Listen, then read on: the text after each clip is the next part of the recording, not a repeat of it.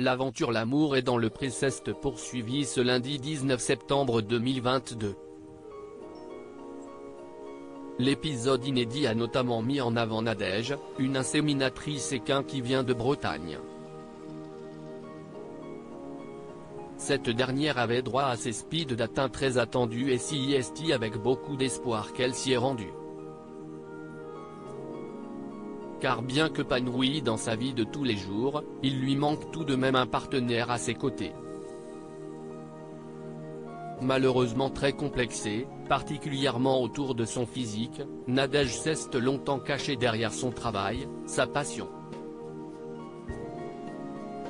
Ainsi, à 31 ans, elle n'a connu que des relations sans lendemain et aujourd'hui elle a peur de tomber amoureuse car elle a l'impression de ne jamais avoir été aimée par un homme. Elle est donc à la recherche d'un homme protecteur qui pourrait la rassurer au quotidien, charismatique et drôle. 6 personnes ont semble-t-il répondu à ces critères d'après leur courrier.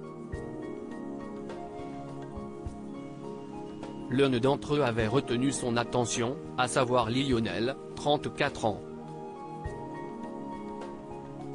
En découvrant sa lettre, Nadège s'était trouvé beaucoup de points communs avec lui. Malheureusement, s'y est la désillusion lorsque Lionel lui a fait comprendre qu'il n'est pas si confiant.